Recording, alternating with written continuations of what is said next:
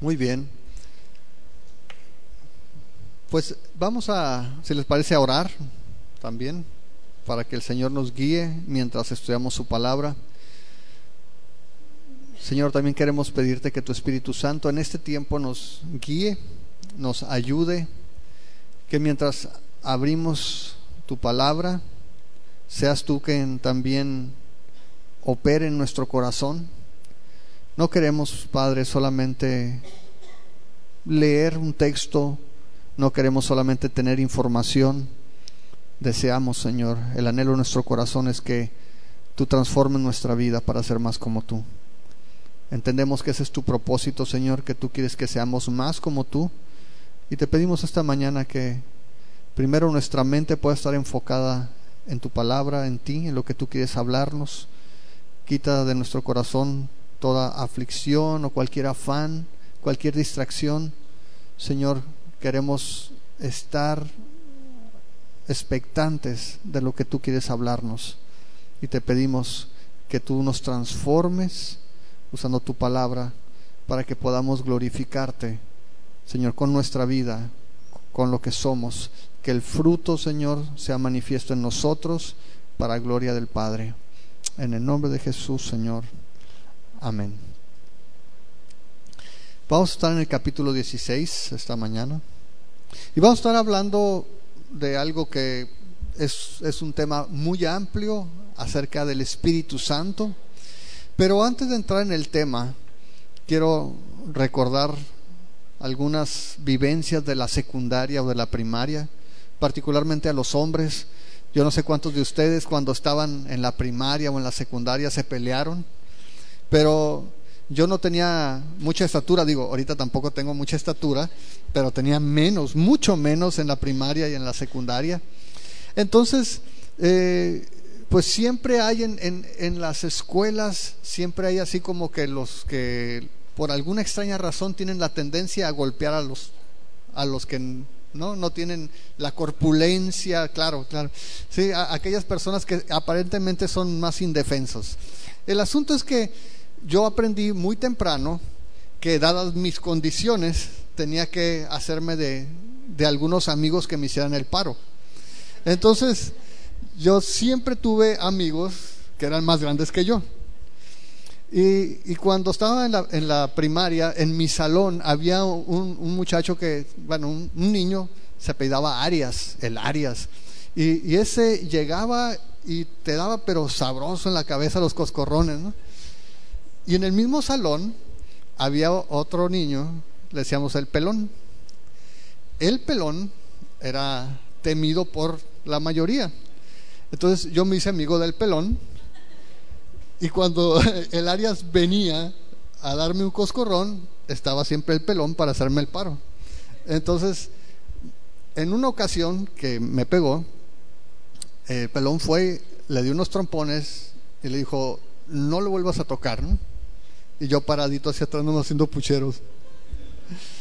Pero cuando alguien que tú tenías como aliado, de repente en la secundaria y todo eso, había pleito, ¿no? Tú sabías, porque a la hora de la salida tú veías que empezaban a salir corriendo todos y decías: bronca, ¿no? Y vamos todos al llano más cercano. Pero si alguien que te iba a hacer el paro no te ayudaba, no te defendía, entonces pues básicamente la palabra o la frase era: me dejaste abajo, ¿no? Era que no había respondido a la expectativa. Era que alguien en que tú confiabas, que te iba a ayudar, pues a final de cuentas, por alguna razón, no lo hacía, y entonces te dejaba abajo. ¿Por qué estoy platicando esto? Porque la semana pasada, si estuviste aquí, hablamos de la enemistad que tenemos en el mundo. Hablamos de que el mundo no es un amigo de Cristo, ni tampoco de los cristianos. Hablamos de que hay una hostilidad en el mundo con Jesús, pero también contra aquellos que nos hemos identificado con Cristo. Y veíamos algunas de las razones y veíamos algunos contrastes. Jesús básicamente lo que decía es que nosotros no éramos del mundo, porque dice que si hubiéramos sido del mundo, el mundo defendería lo que le pertenece. Pero dado que Estamos en el mundo, pero no somos del mundo, el mundo nos aborrece. Y dice que básicamente la razón es que el mundo no ha conocido a Dios. Ahora imagínate el escenario. Jesús se está despidiendo de los discípulos. Desde el capítulo 13 comienza su despedida y cenaron juntos, y Jesús está dándoles instrucciones y les dice: ¿saben qué? Me tengo que ir. Y los discípulos: ¿pero cómo? ¿A dónde vas, hombre? ¿Estás seguro que te tienes que ir? Y Jesús está platicándoles: pero me voy a ir, y por cierto, el mundo los va a aborrecer. Ya se los había mencionado. Entonces imagínate, los discípulos están pensando qué va a suceder si Jesús los deja abajo. ¿Qué va a suceder si Jesús se va a ir? Y no solamente se va a ir, los va a dejar ahora sí que con la víbora chillando, ¿no? Les dice: yo me voy y el mundo los va a odiar. Es más, los va a odiar a muerte. Y en la mente de los discípulos entonces pudiera empezar este temor y a pensar si Jesús los iba a dejar abajo. Y es lo que vamos a ver en este capítulo, cómo Jesús les da la tranquilidad de que no los va a dejar solos como había prometido, sino que va a dejar a alguien capaz de tomar su lugar y de responder a las necesidades que tienen como discípulos, cómo los va a ayudar para que cumplan el llamado que el Señor les ha hecho, aún en medio de un mundo hostil. Y vamos a estar leyendo desde el versículo 1 hasta el versículo 15. Y allí en Juan capítulo 16 verso 1 dice de esta manera: estas cosas les he hablado para que no tengan tropiezo. Los expulsarán de las sinagogas, y aún viene la hora cuando cualquiera que los mate pensará que rinde servicio a Dios, y harán eso porque no conocen al Padre ni a mí. Mas les he dicho estas cosas para que cuando llegue la hora se acuerden de que ya se los había dicho. Esto no se los dije al principio, porque yo estaba con ustedes. Pero ahora voy al que me envió, y ninguno de ustedes me pregunta: ¿a dónde vas? Antes, porque les he dicho estas cosas, tristeza ha llenado su corazón. Pero yo les digo la verdad: les conviene que yo me vaya, porque si no me fuera, el Consolador no vendría a ustedes. Mas si me voy, se los enviaré. Y cuando Él venga, convencerá al mundo de pecado, de justicia y de juicio. De pecado por cuanto no creen en mí, de justicia por cuanto voy al Padre y no me verán más, y de juicio por cuanto el príncipe de este mundo ha sido ya juzgado. Aún tengo muchas cosas que decirles, pero ahora no las pueden sobrellevar. Pero cuando venga el Espíritu de verdad, Él los guiará a toda verdad, porque no hablará por su propia cuenta, sino que hablará todo lo que oyere, y se los hará saber, y les hará saber las cosas que habrán de venir. Él me glorificará, porque tomará de lo mío y se los hará saber. Todo lo que tiene el Padre es mío. Por eso dije que tomará de lo mío y se los hará saber. Recapitulando un poco, mencionábamos entonces que la semana pasada vimos cómo Jesús prometió la hostilidad. Un mundo hostil al Evangelio, un mundo hostil a Cristo y un mundo hostil a los discípulos. Pero si había comenzado la advertencia, aquí en el verso 1 comienza a advertirles del peligro real. Es decir, Jesús les dijo: va a ser difícil ser discípulo de Cristo, va a ser difícil porque el mundo te va a odiar, pero ese no es el peligro más grande que existe para un discípulo. Jesús en el verso 1 dice: estas cosas se las he hablado para que no tengan tropiezo. Y la palabra tropiezo allí es una palabra griega, es escandalizo, que la Nueva Versión Internacional traduce como que no flaquee su fe. Es decir, no es tanto el peligro de la oposición, sino el peligro de que su fe tropezara. El peligro era que ellos flaquearan en su fe. el peligro es que ellos abandonaran su compromiso con Jesús. Y por eso Jesús les dice, ¿saben qué? Les estoy advirtiendo esto, no porque va a ser difícil, sino para que estas cosas no ocasionen que su fe se venga abajo, no ocasionen que ustedes flaqueen. Y Jesús conocía muy bien la naturaleza humana. En el libro de Hebreos, si tú lo lees, el enfoque, el tema principal es este. Está hablando a creyentes que estaban siendo hostigados, que estaban siendo perseguidos por los judíos, siendo ellos o habiendo sido judíos, y les dice, ¿saben qué? No desmayen, no vuelvan atrás, sigan adelante, porque en el corazón de las personas somos muy sensibles al rechazo.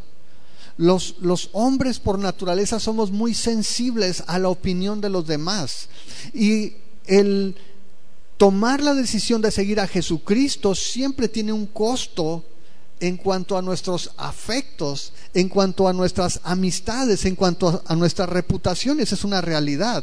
Y decíamos la semana pasada que a ninguno de nosotros, si vamos a comprar un producto, si vamos a comprar una casa, no nos digan las letras chiquitas. Y Jesús está abriendo su corazón, está diciéndole la verdad a los discípulos y les dice, va a ser difícil. Y a veces como cristianos vendemos un evangelio o regalamos un evangelio donde no leemos las letras chiquitas, donde no hablamos de las dificultades que implica. Y piensa, si tú eres creyente, piensa cuando tú tomaste esta decisión, si toda tu familia se alegró contigo, si todos tus amigos cercanos dijeron, qué bueno, gloria a Dios que recibiste el evangelio, si tus compañeros de trabajo te ven igual, o de repente te sientes un poco extraño, si de repente puedes sentir o percibir el rechazo de haberte identificado con Jesús. Jesús dice, ¿sabes qué? Sí va a ser difícil, pero ese no es el peligro más grande. El peligro más grande es que estas cosas hagan que tu fe flaquee, te hagan ahora sí la palabra, que te escandalicen, ¿no? Que te hagan tropezar. Y si ustedes recuerdan, cuando estuvimos en los miércoles viendo el estudio inductivo, en Mateo 13 vimos la parábola del sembrador. Y una de las enseñanzas de Jesús es que había algunos tipos de tierra que representaban el corazón, donde dice que la semilla caía, la semilla representaba la palabra, y dice que rápidamente germinaba la planta, pero venía el sol y la planta se secaba. Y Jesús dijo que esas eran las personas que escuchan el evangelio, lo abrazan rápidamente con gozo, pero no tienen raíz, y cuando vienen las aflicciones o los problemas por causa del evangelio, ¿qué sucede? Se alejan. Jesús dice, sí es difícil saber que va a haber rechazo, sí es complicado saber que el mundo va a ser hostil, pero es más peligroso que por causa de esas cosas tú te vayas a apartar, que tú vayas a tropezar, que tu fe flaquee. Y Jesús está advirtiéndoles, Jesús les está diciendo la neta. Él les dice, ¿sabes qué? Sí va a ser complicado, y ten cuidado que estas cosas no te hagan tropezar. Ahora, Jesús entra a detalle y dice en el verso 2, los van a expulsar de las sinagogas, y es más, viene la hora cuando cualquiera que los mate pensará que rinde servicio a Dios. Y eso es algo que pasó y que los judíos tenían temor. Si ustedes recuerdan, aquí en Juan, cuando Jesús sana al hombre ciego, dice que van a interrogar los fariseos a los papás del muchacho, de este hombre, ya era un hombre, ¿no? Y le dicen, oye, ¿cómo es que tu hijo ve? ¿Que no era ciego? Y dice que los papás tenían temor de ser expulsados de la sinagoga. De hecho, este hombre ciego, porque fue sanado, es expulsado de la sinagoga. Como judío, tú no querías ser expulsado de la sinagoga, tú no querías ser rechazado. Pero Jesús está diciendo algo bien importante, y esa es una realidad del día de hoy. La persecución más hostil va a venir de aquellos que pretenden conocer a Dios. Dicen más, van a pensar que están dando un servicio a Dios cuando te maten. Y Pablo conocía muy bien esa experiencia, porque Pablo mismo fue perseguidor de la iglesia. Y Pablo dice, en cuanto a celo, perseguidor de la iglesia. Yo era muy celoso de mi religión, tanto que perseguía a los cristianos. Y el día de hoy no es diferente. Tú escuchas en las noticias y hay gente que va y mata, se hace explotar o manda a algún amigo que explote por él en el nombre de Alá. Pero hemos escuchado gente matando en el nombre de Jehová y también en el nombre de Jesús. La hostilidad a los creyentes iba a venir y va a venir normalmente no de los ateos, que les importa un cacahuate la religión, sino de los religiosos celosos que creen conocer a Dios. Y Jesús les dijo, tengan cuidado, va a ser una sorpresa, pero la persecución más difícil va a venir del mundo religioso. Y hay muchas pruebas en la historia que atestiguan esto. La gente es muy celosa de su religión, México incluido. La gente defiende su tradición, defiende lo que sus antepasados creyeron, sin importar si es verdad o no. Y Jesús estaba advirtiéndoles, tengan cuidado, porque ellos van a pensar que están haciendo un servicio a Dios. Y Jesús les da la causa en el verso 3. Y van a hacer esto porque no conocen al Padre ni a mí. Esa es la razón. El problema es que no han conocido al Padre ni a Jesús. Y si tú recuerdas, ahí en el capítulo 17 veíamos que esta era la vida eterna, ¿verdad? En el verso 3, esta es la vida eterna, que te conozcan a ti, el único Dios verdadero, y a Jesucristo, a quien has enviado. Y esas personas no han conocido al Padre y no han conocido a Jesús, que el Padre ha enviado. Son personas que conocen una religión, que conocen una tradición, que conocen formas, ritos que han heredado. Ahora, no todo lo que heredamos de nuestros padres es bueno, ¿no? No necesariamente todo. Sí, los papás siempre hacen lo mejor que pueden, pero no siempre todo lo que nos enseñan nuestros padres es lo mejor. Y Jesús aquí dice, ¿sabes qué? Lo hacen porque en realidad no han conocido a Dios, no han conocido al Padre y tampoco me han conocido a mí. Ahora, sonaría injusto que la gente que no conoce a Dios sea juzgada. El problema aquí es que no lo han conocido, no porque Dios no se haya manifestado. Romanos en el capítulo 1 nos dice que hay un testimonio en la creación que nos permite saber que hay un Dios. El asunto aquí no es intelectual, no es falta de capacidad para conocer a Dios, es la falta de disposición en el corazón para conocer a Dios, para reconocer que hay un Dios y que está por encima de nosotros y que no está sujeto a nuestros deseos o a nuestros caprichos. Jesús dice, porque no me conocen a mí y no han conocido al Padre, por eso van a pensar que me están sirviendo, que están sirviendo a Dios cuando los persigan y cuando los maten. Ahora, Jesús dice en el verso 4, mas les he dicho estas cosas para que cuando llegue la hora se acuerden de que ya se los había dicho. Jesús no quería que los tomara por sorpresa. Jesús no quería que los discípulos después estuvieran amargados. Si hubiera sabido, si Jesús me hubiera dicho lo que iba a pasar, ¿no? Jesús le dice, hey, te lo estoy diciendo antes de que pase, para que no te tome por sorpresa. Y sabes, en realidad Jesús quería darles confianza. Lo que Jesús les estaba diciendo era el futuro. Jesús es, ¿sabes qué? Confía en mí porque yo sé lo que viene adelante. Te lo estoy diciendo ahorita para que veas que yo puedo ver el futuro y para que tú puedas confiar en mí. Así como hemos confiado en Él para vida eterna, podemos confiar en Él para vivir en este mundo. No solamente para el día que muramos y que vayamos al cielo, sino mientras estamos aquí en medio de problemas y en medio de oposición, podemos mantenernos confiando en que Jesús sabe, Él conoce el futuro, y esa es la mejor forma de soportar la persecución, cuando nuestra confianza está puesta en aquel que conoce todas las cosas, cuando nuestra confianza está en Jesús. Ahora, Jesús les está diciendo, ¿sabes qué?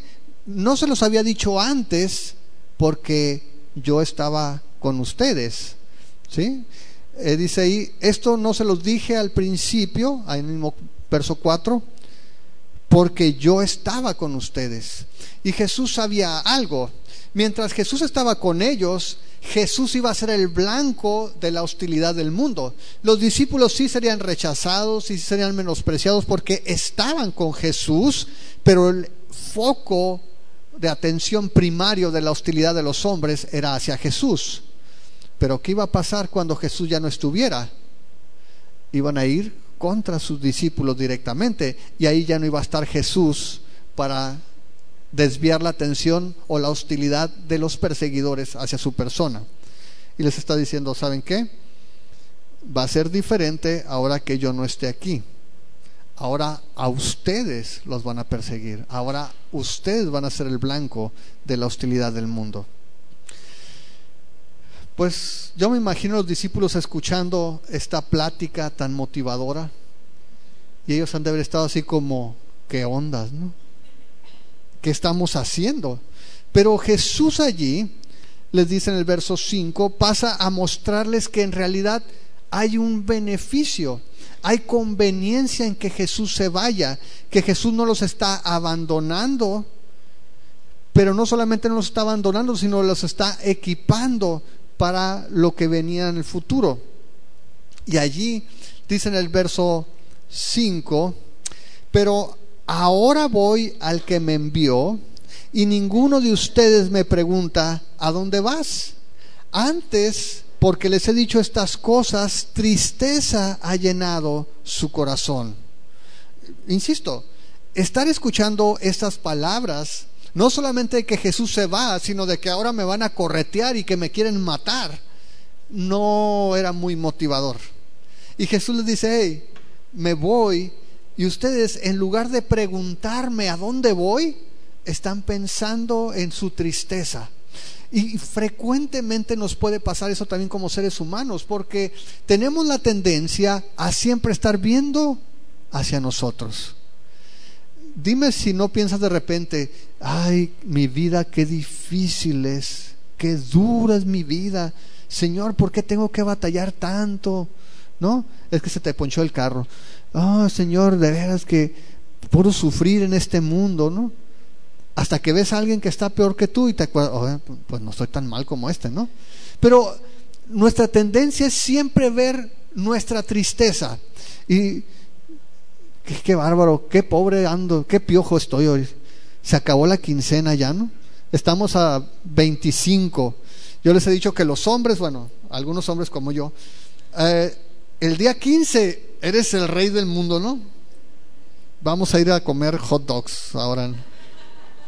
Te sientes lo máximo porque te acaban de rayar. Pero el 24, miserable, ¿no?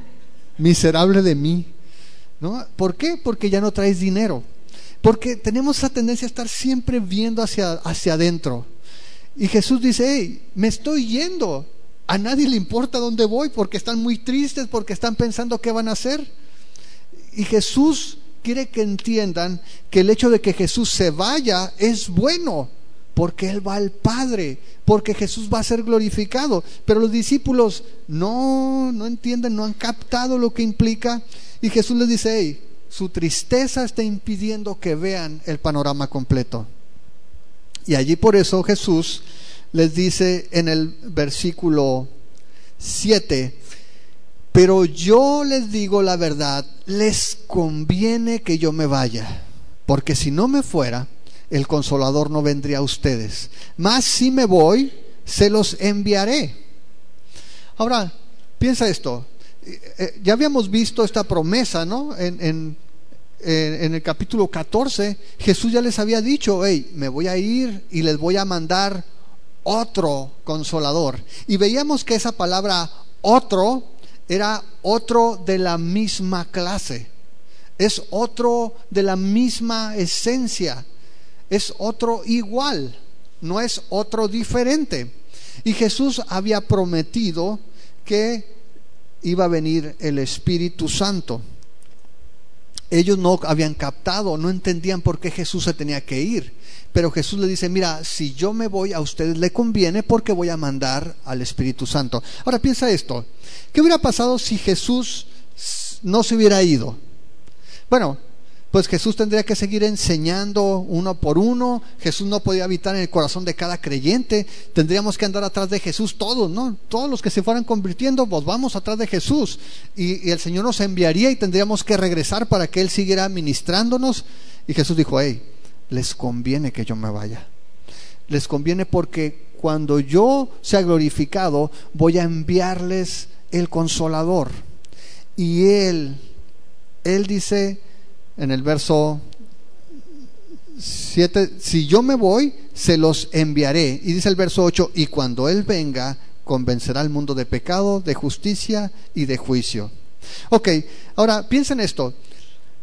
Se habla mucho acerca del Espíritu Santo. Es un tema muy complicado entre los cristianos, porque hay extremos, ¿no? Hay gente que tiene un extremo donde el Espíritu Santo lo traen para arriba y para abajo, no se lo echan a la bolsa y lo soplan por la boca y por tantas cosas, ¿no? Y por otro lado hay personas que dicen, no, el Espíritu Santo ya no opera, ahora solamente caminamos con la palabra. Y hay extremos para hablar acerca del Espíritu Santo. Una de las cosas que vemos es que Jesús había insistido en que era necesario que viniera el Espíritu Santo. Apunta ahí en tu cuaderno y en tu casa lees con calma, pero en Juan 7:37 Jesús había hablado de unos ríos de agua viva que iban a fluir en cada creyente, que iban a saltar, dice, para vida eterna. En Juan 14:16 vimos la promesa. Jesús dijo, yo voy a rogar al Padre y les va a enviar otro Consolador.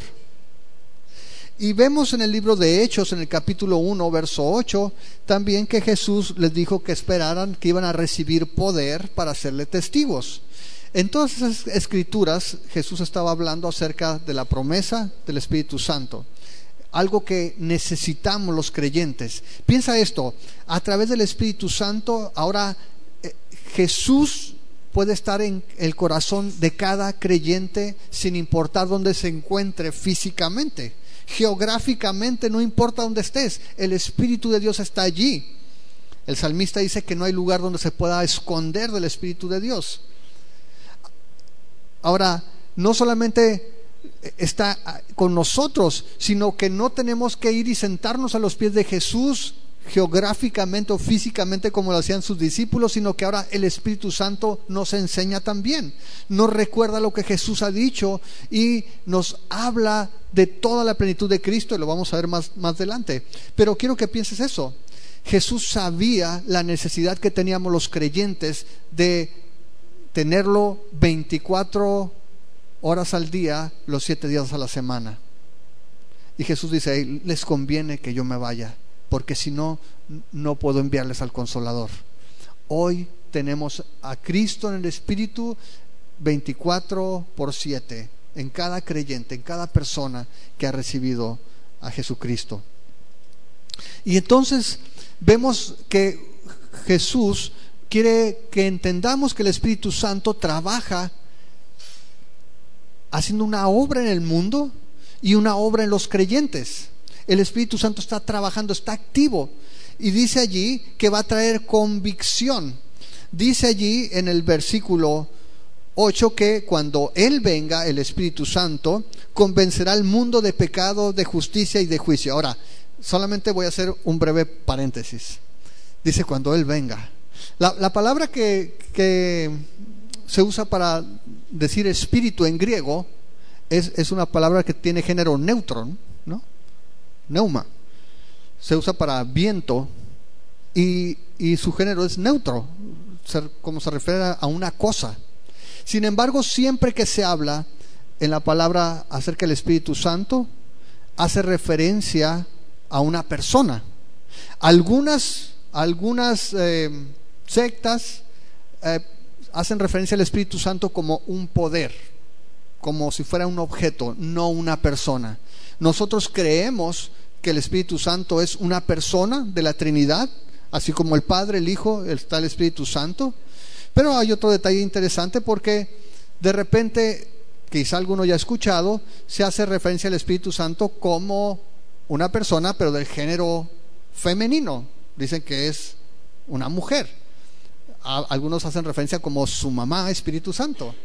Lo curioso, primero, es que en todo este pasaje, cuando hace referencia al Espíritu Santo, específicamente al Paracletos, al Consolador, es en género masculino, es él, cuando se escribe en este pasaje. Ahora, ¿quiero decir que el Espíritu Santo es un hombre? No. Sabemos que el Espíritu es Espíritu. El género está relacionado con la parte biológica, física. Un hombre al nacer no tengo que esperar a que hable para saber que es un hombre. Una mujer no tengo que esperar hasta que hable y tenga conciencia para saber que es mujer. Lo que estoy diciendo simplemente es que asignarle género al Espíritu Santo es inútil, porque es un espíritu. Aquí en este pasaje se hace referencia de forma masculina, aun cuando la palabra tiene género neutro. ¿Sí queda más o menos clara la idea? Ok. Entonces aquí dice que cuando Él venga, va a convencer al mundo de pecado, de justicia y de juicio. Ahora, la palabra convencer ocasiona mucho debate entre los comentaristas, porque convencer tiene muchas acepciones. Convencer es de que alguien dice, sí es cierto, ¿no? Casi me convences, a ver, dime más, ¿no? Más bien, el término, según los eruditos, tiene que ver con poner en evidencia, ¿sí? Es manifestar. No es tanto que la persona quede convencida, sino que se exponga, que quede evidenciada su condición. En este caso particular, mira lo que dice, que el Espíritu Santo va a evidenciar, va a poner en evidencia, dice allí en el verso 8, al mundo. ¿De qué cosas? De pecado, de justicia y de juicio. Ahora, dice que va a ser al mundo. Y hemos dicho que cuando habla del mundo no está hablando de todas las personas individualmente, está hablando de manera general. Y básicamente lo que quiere decir aquí es que todos los seres humanos, sin distinción de raza, van a ser expuestos. No que todos de manera individual van a ser expuestos. ¿Sí me explico? Significa básicamente que no importa qué tipo de humano eres, no importa si eres mexicano, si eres judío, si eres griego, si eres gentil, si eres musulmán, el género humano va a ser puesto en evidencia. No significa que va a ser convencido Miguel y luego Jesús y luego Josafat, no, está hablando de la generalidad del mundo, todos sin distinción. Ahora, Jesús en el capítulo anterior mostró que todo el mundo es culpable. Si tú regresas al capítulo 15, dice en el versículo 22, si yo no hubiera venido ni les hubiera hablado, no tendrían pecado, pero ahora no tienen excusa por su pecado. El que me aborrece a mí, también a mi Padre aborrece. Si yo no hubiera hecho entre ellos obras que ningún otro ha hecho, no tendrían pecado. Pero ahora han visto y han aborrecido a mí y a mi Padre. Pero esto es para que se cumpla la palabra que está escrita en su ley: sin causa me aborrecieron. ¿Y qué es lo que está diciendo básicamente? Porque vine y hablé la palabra de Dios y revelé al Padre y me rechazaron, y porque vine e hice las obras que confirmaran mis palabras y que nadie más ha podido hacer y me rechazaron, entonces no tienen excusa. Nadie puede decir, es que yo no sabía, es que yo no escuché, es que... Jesús está diciendo, ¿sabes qué? En cuanto a los judíos, todos son culpables, y sabemos que en el mundo en general todos somos culpables porque hemos rechazado a Jesús. Ahora, cuando hablamos esto de traer convicción, de poner en evidencia, piensa en esto. Eso fue lo que hizo Jesús cuando estuvo en el mundo. ¿Estamos de acuerdo? Jesús dijo, yo no vengo a traer paz, yo vengo a traer división. Jesús venía, se paraba y le decía, fariseos hipócritas, ustedes son sepulcros blanqueados y los fariseos se quedaban contentos, ¿no? Decían: Jesús, ¿cuándo puedes venir a cenar aquí, no, a la sinagoga, ¿no? Vamos a hacer una fiesta. Lo odiaban. Lo odiaban porque Jesús los ponía en evidencia. Ahora Jesús se va y dice: ok, ya no voy a estar yo, esta chamba ya no la puedo hacer yo, pero ahora voy a enviar al Espíritu Santo, y Él va a traer convicción, Él va a exponer al mundo. ¿Y cómo lo va a hacer? Yo te pregunto, hermano cristiano, ¿cómo es que el Espíritu Santo va a poner en evidencia al mundo? A través de nosotros. Cuando predicamos el Evangelio, cuando hablamos de las buenas nuevas. Las buenas nuevas primero son terribles nuevas para que sean buenas nuevas.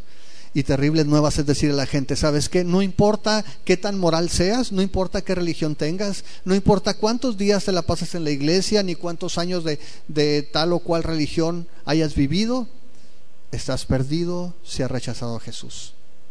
Y entonces te puedo dar las buenas nuevas. El Señor te ama y te perdona tus pecados. Pero primero tenemos que poner en evidencia al mundo. Y el Espíritu Santo no lo va a hacer solito. El Espíritu Santo lo va a hacer a través de nosotros. Por eso el mundo nos aborrece, porque nos identificamos con Jesús, porque hacemos el trabajo que hacía Jesús. Por eso vamos a seguir trayendo división y hostilidad, porque el mundo es hostil a la obra de Jesús. Y esa obra que el Espíritu Santo está continuando el día de hoy, la está haciendo a través de ti y de mí, y del que está a tu lado también, a través de nosotros. Por eso es que hay división. La pregunta es: cuando nosotros compartimos el Evangelio, ¿estamos trayendo esa exhibición, esa convicción? ¿Estamos trayendo esa evidencia? ¿O somos de los que el Señor tiene un plan maravilloso para ti? El Señor no quiere que sufras, ¿no? ¿Cuál es el Evangelio que estamos predicando? ¿Estamos hablando a la gente sin letras chiquitas?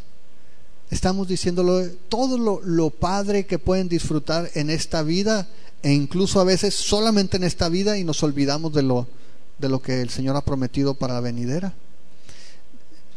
El Señor siempre puso en evidencia la condición del mundo. Incluso en nuestro pasaje favorito hemos hablado de eso, en Juan 3:16. Cuando vamos allá, esa es la parte que decimos: porque de tal manera amó Dios al mundo, que ha dado a su Hijo unigénito, para que todo aquel que en Él cree no se pierda, mas tenga vida eterna. Punto final. ¡Qué padre! Pero ¿qué tal si leemos adelante en el verso 18? El que en Él cree no es condenado, pero el que no cree ya ha sido condenado, porque no ha creído en el nombre del unigénito Hijo de Dios. Y esta es la condenación, que la luz vino al mundo, y los hombres amaron más las tinieblas que la luz, porque sus obras eran malas. Porque todo aquel que hace lo malo aborrece la luz y no viene a la luz, para que sus obras no sean reprendidas. Mas el que practica la verdad viene a la luz, para que sea manifiesto que sus obras son hechas en Dios. Ese es el Evangelio, y ese es el trabajo que el Espíritu Santo está haciendo hoy, y lo está haciendo a través de nosotros. Exponer, poner en evidencia, traer convicción al mundo, que pueda ver que está siendo expuesto delante de Dios. ¿Saben? ¿Cuántos de ustedes han escuchado hablar de Benny Hinn? Órale, ya no es tan popular como en los 80s, 90s. Estaba leyendo acerca de Benny Hinn, porque Benny Hinn era un hombre muy, bueno, sigue siendo popular, pero fue muy popular. Un ministerio enorme, millones de dólares en donativos, avión particular, sanidades de dudosa, ¿no?, procedencia o veracidad. Y es curioso porque este hombre se divorció de su esposa, lo cacharon infraganti en Italia, pues con una compañera de ministerio, y fue expuesto severamente. Y leyendo las noticias me encontré con que se volvió a casar, o sea, con su ex esposa. Hubo una reconciliación después de que el Señor le puso una buena cacheteada. Volvió con su esposa, se reconcilió, se volvió a casar. Y lo que veía es que está padeciendo, está hospitalizado en las últimas semanas. Estuvo hospitalizado, padece una enfermedad, no me acuerdo, un tipo de fibrosis, no sé qué, pero tiene que ver con su corazón. Y resulta que hace más de 20 años que padece esa enfermedad. Y se dedica a sanar gente, o se dedicaba, no lo sé. Sabes, el Señor quiere que nosotros traigamos a las personas a una convicción, a la convicción de que necesitamos acercarnos a Jesús, y esa es la obra que el Espíritu Santo quiere hacer a través de la iglesia. Ahora, veíamos allí convicción de qué, dice en el versículo 9, de pecado por cuanto no creen en mí.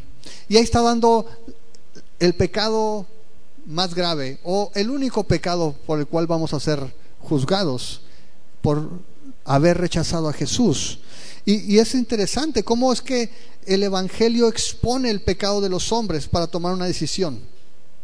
Cuando llevamos a las personas por medio del Evangelio y les mostramos su condición, tienen que tomar una decisión: o corro a Cristo porque me doy cuenta que soy un pecador, o corro a esconderme como Adán para que el Señor no me vea.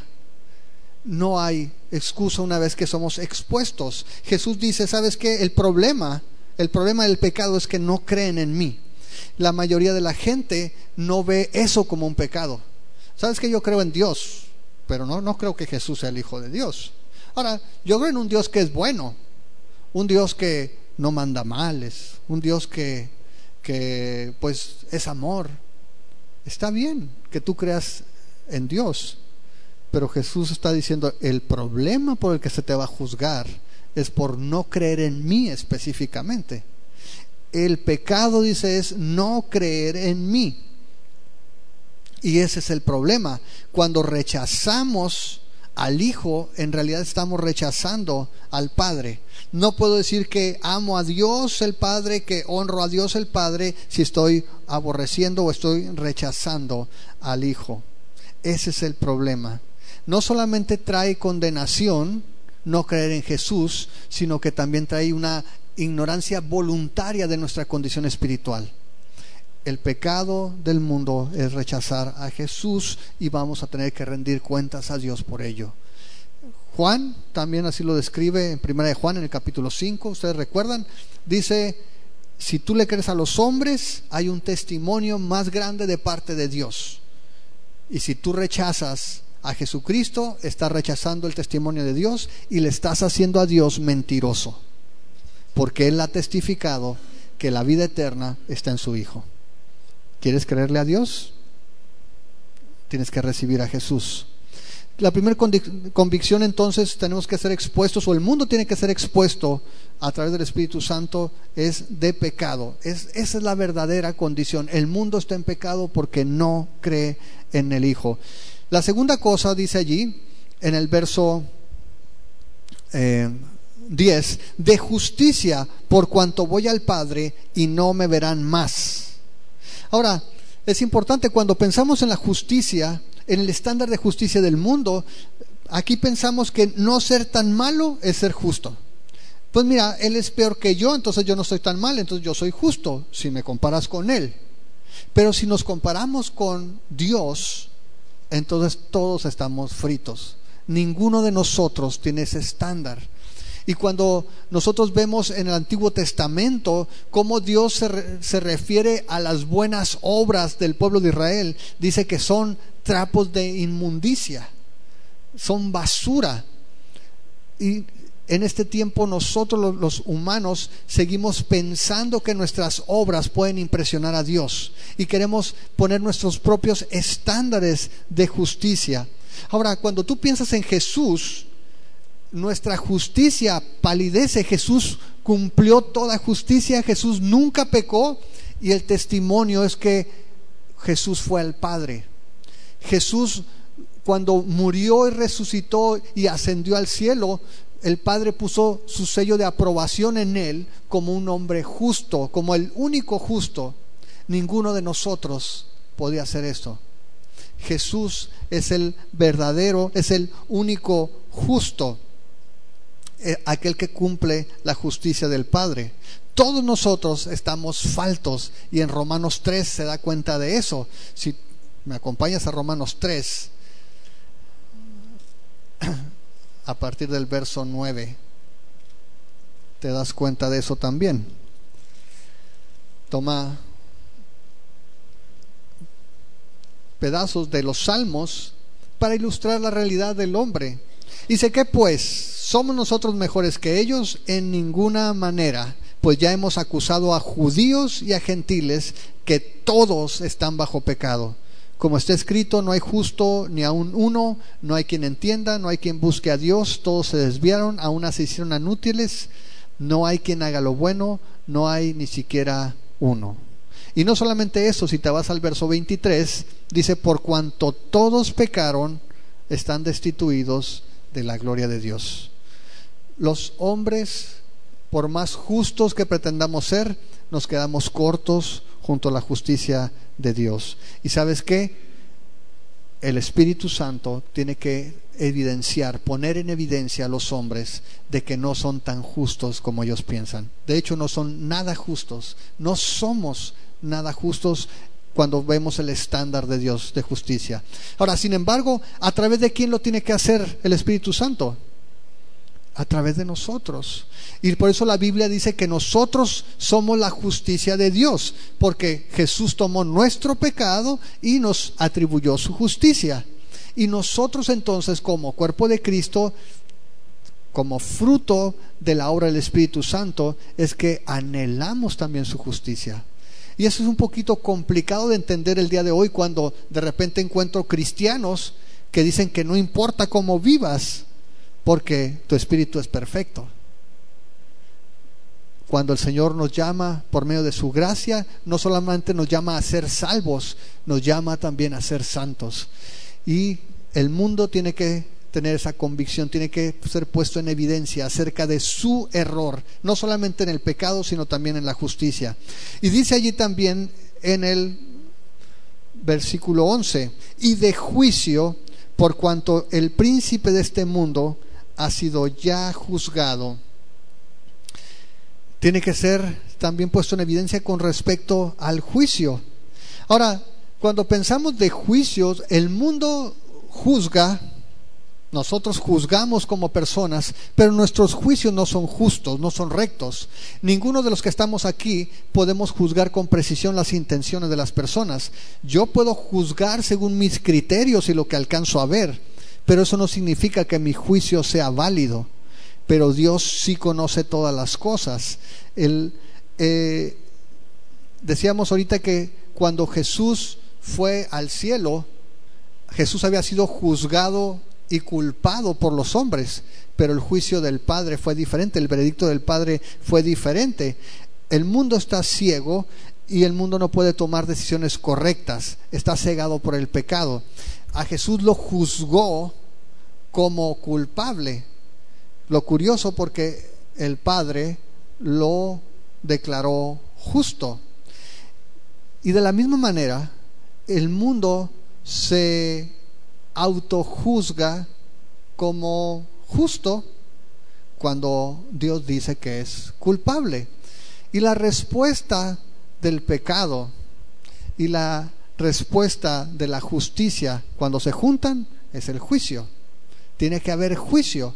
Y Jesús está diciendo: hey, el Espíritu Santo va a poner en evidencia también el juicio erróneo del mundo y el juicio justo de Dios. De hecho, Jesús dice: el príncipe de este mundo ya ha sido juzgado. Dice ahí en el versículo 11. Ahora, Satanás todavía no era juzgado. Jesús lo estaba dando como un hecho, porque en unas horas sabía que iba a ir a la cruz, y cuando Jesús muriera en la cruz, con eso iba a concluir su obra, y entonces sí, el reino de Satanás ya tiene contados sus días. Pero Jesús lo está dando como un hecho y dice: hey, tiene que ser puesto en evidencia también. El príncipe de este mundo ya fue juzgado. Ahora el mundo tiene que tomar las decisiones correctas. Acompáñame por favor a Juan 12, hablando de juzgar, en el verso 27.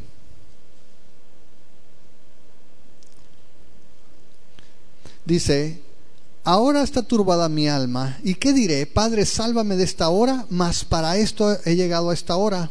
Padre, glorifica tu nombre. Entonces vino una voz del cielo: lo he glorificado y lo glorificaré otra vez. Y la multitud que estaba allí y había oído la voz decía que había sido un trueno. Otros decían: un ángel le ha hablado. Respondió Jesús y dijo: no ha venido esta voz por causa mía, sino por causa de ustedes. Ahora es el juicio de este mundo. Ahora el príncipe de este mundo será echado fuera. Y yo, si fuere levantado de la tierra, a todos atraeré a mí mismo. Y decía esto dando a entender de qué muerte iba a morir. Jesús desde antes había hablado que cuando Él fuera a la cruz iba a ser glorificado. Pero no solamente eso, cuando Él muriera en la cruz, entonces el mundo sería juzgado. Jesús vino, Jesús fue rechazado, Jesús vino y habló la palabra de verdad y nos reveló al Padre. El mundo lo rechazó. Jesús hizo las obras que ninguna otra persona podía hacer, que respaldaban su palabra. El mundo lo rechazó. Y Jesús dice: ¿sabes qué? Cuando se ha levantado, sí, el juicio de este mundo y el juicio del príncipe de este mundo será consumado, pero cuando se ha levantado también dice: a todos atraeré a mí. Y esa es la oportunidad que tiene el mundo, de reconocer a aquel que fue levantado en la cruz para que nosotros tengamos vida eterna. Entonces vemos la obra del Espíritu Santo, que a través de la iglesia quiere que el mundo pueda ver su error en cuanto al concepto del pecado, en cuanto al concepto de justicia y en cuanto al concepto de juicio, que puedan ver que ya estamos condenados como seres humanos porque hemos rechazado a Jesús, porque nuestro estándar de justicia no funciona, se queda corto, y porque el juicio del mundo ya ha sido dado y nuestros juicios no son verdaderos. Esa es la obra que el Espíritu Santo está haciendo el día de hoy y lo está haciendo a través de nosotros. Pero también el Espíritu Santo en el ínter trabaja en los creyentes. Dice en el versículo 12: aún tengo muchas cosas que decirles, pero ahora no las pueden sobrellevar. Pero cuando venga el Espíritu de verdad, Él los guiará a toda la verdad, porque no hablará de su propia cuenta, sino que hablará todo lo que oyere y se los hará saber, y les hará saber las cosas que habrán de venir. Ok, piensa en esto. Jesús vino y Jesús nos reveló al Padre. La Biblia dice que al Padre nadie lo ha visto jamás. Jesús nos lo da a conocer. Eso, si tú vas a Juan 1, verso 18, así comienza Juan el Evangelio.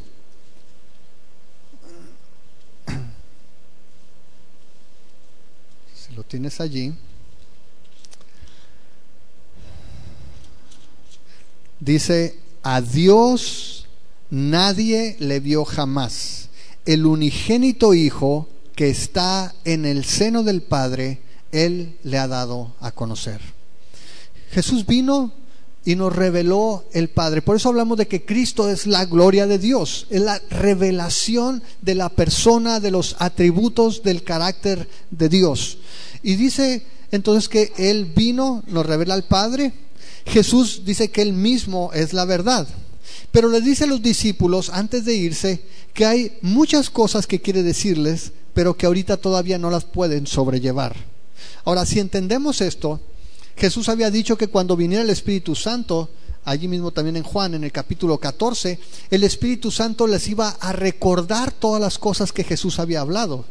Si ustedes se fijan entonces, el Espíritu Santo en los creyentes no solamente recuerda particularmente o específicamente a los discípulos, les recordó las palabras que Jesús les había dicho, sino que les dice que hay más cosas que el Espíritu Santo les va a hablar que ellos ahorita no pueden sobrellevar. El mejor ejemplo que tenemos es Juan. Juan dice que cuando Jesús limpia el templo, cuando está contendiendo con los fariseos y les dicen: Jesús, destruyan este templo y en 3 días lo levanto. Y dice que ellos se rieron y dijeron: ¿cómo? Si tardamos años, ¿cómo dices que en 3 días lo vas a levantar? Y dice que los discípulos después recordaron las palabras que Jesús había dicho. Allí los discípulos estaban tan tapados o casi tan tapados como los fariseos, y Jesús tenía que explicarles las cosas. Jesús les dice: miren, hay más cosas que quiero decirles, pero ahorita no las van a entender, no pueden sobrellevarlas, pero cuando venga el Espíritu Santo, Él se las va a hacer saber. Ahora, no estaba hablando necesariamente de nuevas revelaciones, sino que de la misma verdad. Tiene la verdad. Jesús iba a hablar otros aspectos de Jesús que ellos todavía no habían captado. Y aquí les está prometiendo que cuando venga el Espíritu Santo, Él los va a guiar a toda la verdad. Y otra vez, a veces nosotros lo tomamos para decir: el Espíritu Santo está en mí y Él me va a guiar a la verdad. Sí, la verdad es Cristo. La verdad es Cristo. El Espíritu Santo te va a guiar a Cristo, a que conozcas a Cristo de una manera que antes no habías conocido. El Espíritu de la verdad nos guiará a toda la verdad, es decir, va a seguir llevándonos siempre a que conozcamos, a que apreciemos, a que entendamos más de Jesús. Y lo que quiero decir con esto es que así como el Padre envió a Jesús y Jesús reveló al Padre, ahora el Espíritu Santo viene a tomar el lugar de Cristo. Y el Espíritu Santo nos lleva a conocer a Cristo y nos habla más de Cristo y nos enseña más de Cristo. Y digo esto porque uno de los extremos es que a veces nos enfocamos tanto en la persona del Espíritu Santo y siempre, por algún tiempo, yo recuerdo, precisamente a raíz de un libro de Benny Hinn que se llamaba Buenos días Espíritu Santo, que muchos cristianos agarraban esa onda de, así como él narraba su experiencia, la gente se levantaba y: buenos días Espíritu Santo, vamos a desayunar Espíritu Santo, ¿te parecen huevos Espíritu Santo o quieres otra cosa? Todo querían que el Espíritu Santo lo manejara. Y este hombre daba sus testimonios y él había dicho: yo le dije al Espíritu Santo que cuando me escogiera la esposa, que ella me recibiera con un pastel de limón en el aeropuerto. O sea, ese tipo de cosas. Toda la verdad es Jesús. El Espíritu Santo nos va a llevar a Jesús, a conocer más a Jesús, a amar más a Jesús, a entender más de Jesús. No está hablando de una nueva verdad, porque ese es el problema el día de hoy, que personas dicen: tuve una revelación que no está escrita en la Biblia. No está hablando de eso. Es más, si alguien te dice eso, no lo invites a tu casa, vete de ahí. No está hablando de nuevas verdades, está hablando de más acerca de la verdad que Jesús dijo: yo soy la verdad. El Espíritu Santo nos lleva entonces a tener más y más de Cristo. Ok, fíjate lo que dice allí. De hecho, en el verso 13 dice: nos guiará toda la verdad, porque no hablará por su propia cuenta, sino que hablará todo lo que oiga y les hará saber las cosas que habrán de venir. Primero, no va a hablar por su cuenta. Jesús dijo: yo no hago ni hablo nada por mi propia cuenta, sino lo que el Padre me dice. Y vemos a Jesús diciendo que su sustituto, algunos dicen que es su alter ego, el Espíritu Santo que viene a tomar el lugar de Jesús, va a hacer lo mismo. No va a hablar nada de su propia cuenta. Siguen esa relación en la Trinidad de dependencia y de armonía.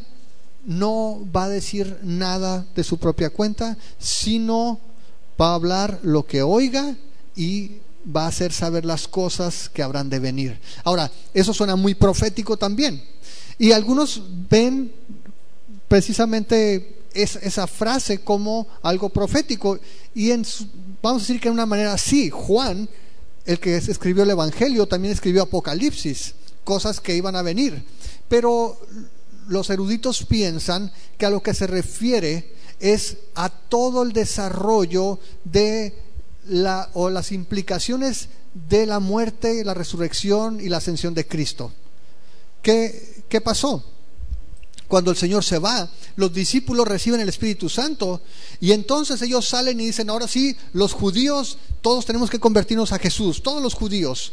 Y de repente Pedro es invitado a la casa de Cornelio, un gentil, y llega allá y ve que el Espíritu Santo viene sobre él y dice: carambolas, ¿no? También los gentiles van a recibir el Espíritu Santo. Eso no lo sabían. El Espíritu Santo se lo reveló. Eran las implicaciones de la muerte, la resurrección y la ascensión de Jesús. No que iban a ver todo el futuro. Y a veces por eso también el día de hoy mucha gente está fascinada queriendo conocer el futuro. Señor, dame la profecía, ¿quién se va a ganar la lotería? Me salió verso, ¿no? Hay gente que está siempre queriendo conocer el futuro. No está hablando de eso. Está hablando que el Espíritu Santo iba a mostrar los efectos, las consecuencias, los alcances de la obra de Cristo, también a través de la iglesia, a través de los creyentes. Y luego dice allí también el verso 14, fíjate, el ministerio del Espíritu Santo: Él me glorificará, porque tomará de lo mío y se los hará saber. El Espíritu Santo no tiene el ministerio de autoglorificarse.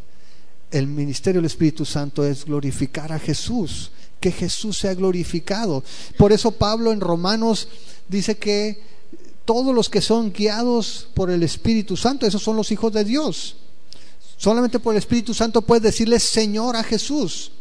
Si tienes el Espíritu Santo no vas a llamar anatema a Jesús. El Espíritu Santo tiene un ministerio que nos lleva a glorificar a Jesús. Jesucristo es glorificado porque todas las verdades o toda la verdad que revela el Espíritu Santo tienen que ver con Cristo.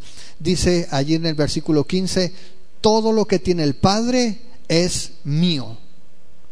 Por eso dije que tomará de lo mío y se los hará saber. Implícitamente Jesús está poniendo en igualdad con el Padre. Desde el versículo 14 dice: Él me va a glorificar. Está hablando Jesús. Él me va a glorificar y va a tomar de lo mío, y todo lo que tiene el Padre es mío. Por eso dije que voy a tomar de lo mío. El Espíritu Santo nos va a llevar siempre a adorar a Jesús también. Y de hecho Jesús había dicho que la verdadera adoración a Dios tenía que ser en espíritu y en verdad. Tiene que ser guiada por el Espíritu Santo, tiene que ser con un conocimiento de la verdad. Cuando conocemos a Jesús a través del Espíritu Santo es que podemos adorar genuinamente. El Espíritu Santo nos lleva a glorificar, a adorar a Jesús. ¿Por qué es importante esto? Porque entonces nunca el Espíritu Santo te va a llevar aparte, o te va a alejar, o te va a separar, o va a desviar tu atención de Jesús. El Espíritu Santo siempre nos va a llevar a que Jesús sea el centro, a que Jesús sea conocido, a que Jesús sea glorificado. ¿Sí queda claro? Vemos entonces que Jesús no nos dejó abajo. Jesús nos mandó al paro. Tenemos quien nos haga el paro. Tenemos al Espíritu Santo que viene en su lugar.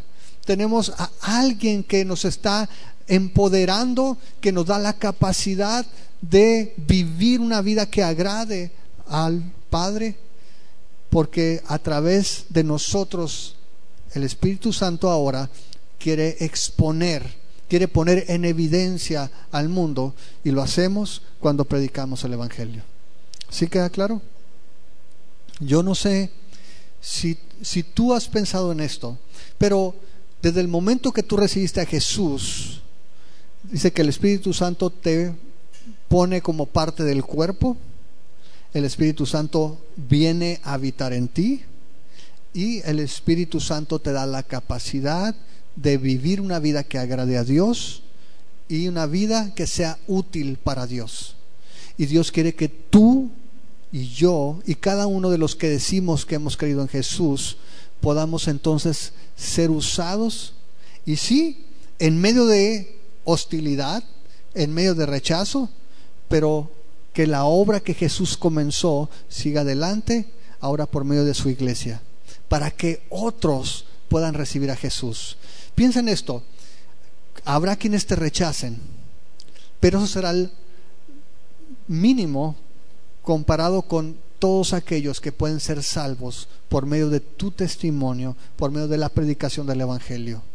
Y por eso el día de hoy hay personas alrededor del mundo que están siendo perseguidas, personas que están siendo asesinadas porque han entendido lo valioso del tesoro que Dios ha puesto en nosotros, en vasos de barro, pero Dios ha puesto un tesoro glorioso que quiere que compartamos con el mundo también. Tú eres llamado a ser parte de eso también, y no estás solo. El Espíritu Santo está contigo. ¿Oramos?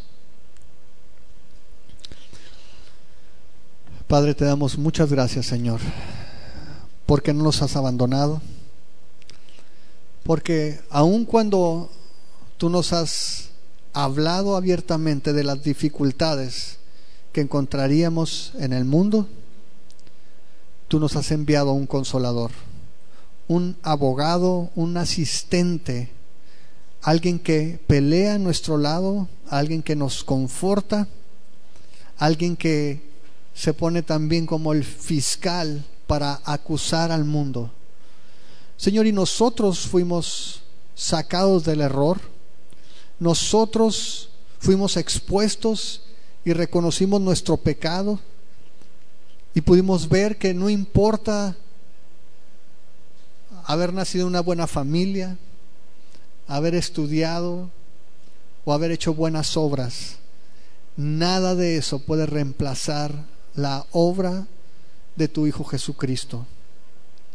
Señor, y nuestro corazón fue evidenciado delante de ti y pudimos reconocer que hemos pecado, y también pudimos ver que nuestra medida de justicia está muy corta, que en realidad palidece junto a tu santidad, a tu perfección. Y pudimos entender, Señor, también por tu Espíritu Santo, que somos injustos, que no somos mejor que nadie, que éramos pecadores, necesitados, muertos en nuestros delitos y pecados. Y por tu Espíritu Santo, Señor, comprendimos también lo que significa que la paga del pecado es la muerte. Pudimos entender que nuestros juicios son inútiles, inválidos, y que el único juicio justo es el que proviene de ti, y que tú nos has declarado culpables porque hemos rechazado el testimonio del Padre, porque hemos negado al Hijo y porque nos hemos conformado con una justicia mediocre. Señor, fue así como pudimos ver la realidad de nuestro estado, y entonces nuestros ojos fueron abiertos para ver tu gloria en el rostro de Jesús y poder recibirlo, poder reconocerle como el Salvador, como el Hijo de Dios, como el único capaz de quitar el pecado del mundo, como el único pago por nuestros pecados, por nuestras faltas. Y Padre, nuestro deseo es que cada persona en este lugar y en todo lugar pueda reconocer esto. Y sabemos que tu anhelo, tu deseo es que el mundo sea puesto en evidencia en su error, en cuanto al pecado, en cuanto a la justicia y en cuanto al juicio. Y que tú lo estés haciendo el día de hoy a través de la iglesia, a través de aquellos que somos tus discípulos. Señor, ayúdanos a hacerlo. Que podamos vivir, no solamente predicar, pero que no dejemos de predicar con el pretexto de que nuestro ejemplo es lo mejor. Señor, que podamos vivir y predicar esas buenas nuevas que pueden hacer salvo a los hombres. Ese evangelio que es poder de Dios para salvación, no importa si son gentiles o si son judíos, si son griegos, si son mexicanos. Señor, no importa. El llamado es para todo el mundo, a todo aquel que se acerca y todo aquel que recibe tu palabra. Te damos muchas gracias, Señor, por ese privilegio que nos das, y te pedimos que nos des la sabiduría y el denuedo para hacerlo todos los días, Señor. Muchas gracias, Padre, en el nombre de Jesús. Amén.